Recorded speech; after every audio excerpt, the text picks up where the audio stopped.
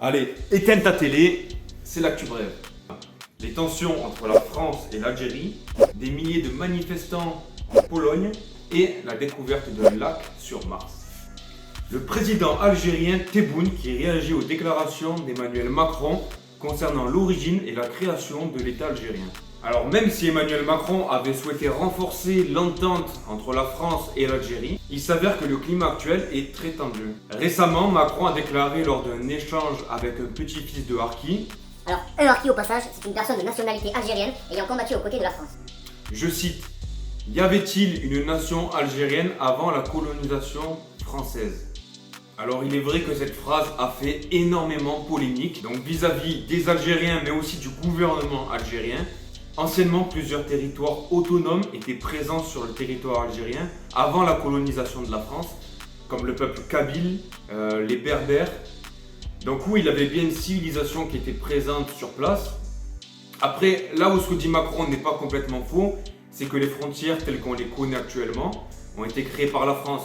Comme tous les pays en Afrique, les frontières ont été modelées ou dessinées par l'Espagne, l'Angleterre, la France. Et donc, en réponse à ça, le président algérien Tebboune a demandé le respect total de l'État algérien, après quoi celui-ci a fermé les frontières aériennes en interdisant tous les avions français militaires à pénétrer dans la zone algérienne.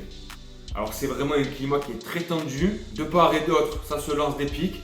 La phrase était très maladroite d'Emmanuel Macron, c'est vrai qu'elle n'avait pas lieu d'être. On a l'impression vraiment d'avoir affaire à deux enfants qui se disputeraient pour montrer qui court le plus vite quoi. Sauf que ce sont des présidents d'État, l'Algérie et la France. C'est invraisemblable. La Pologne et l'Union européenne sont en désaccord depuis plusieurs années concernant les réformes judiciaires. En effet, depuis 2017, l'Union européenne reproche à la Pologne de déroger au principe de séparation des pouvoirs. Alors pour faire simple, je sens que j'étais un peu perdu là. Grosso modo, le gouvernement exécutif de la Pologne ne devrait plus pouvoir choisir la nomination des juges pour quelconque affaire. C'est pourquoi le gouvernement polonais a proposé de sortir de l'Union européenne et de faire comme l'a fait la Grande-Bretagne avec un Brexit, mais du coup ce serait un Polexit. Ça divise le pays, il y en a qui sont pour, il y en a qui sont contre. Et donc de nombreuses manifestations ont lieu dans le pays qui rassemblent des milliers de Polonais. Enfin, ces tensions séparent le pays entre ceux qui souhaitent sortir de l'Europe pour gagner en autonomie et ceux qui souhaitent y rester pour bénéficier de toute la sécurité et de l'entraide de l'Union européenne. Pour finir sur une bonne note, les chercheurs ont pu affirmer qu'il y avait bel et bien un lac sur Mars. Le 18 février 2021, le rover martien Perseverance s'est posé sur le sol du cratère G0. Ce dernier a pu observer des couches de sédiments le long de la butte Kodiak.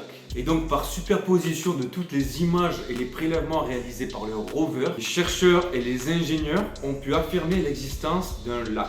Cette découverte est encore une fois une avancée pour la science et pour notre compréhension qu'on a de l'univers. Les chercheurs ont affirmé qu'il y avait une rivière qui entrait dans ce lac. Donc bien sûr, quand moi je dis lac, quand je parle de cratère, etc., il n'y a plus d'eau. Sur Mars, il n'y a plus du tout d'eau.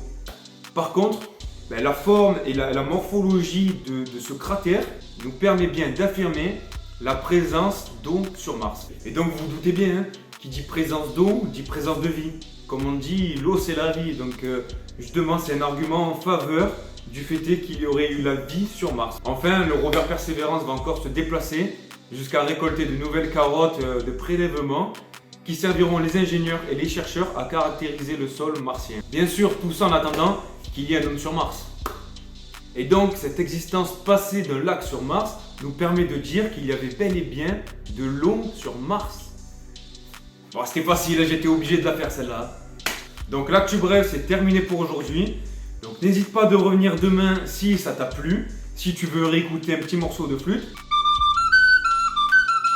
Et voilà, abonne-toi à ma chaîne, ça fait plaisir. Je te dis à plus tard pour de nouvelles actualités.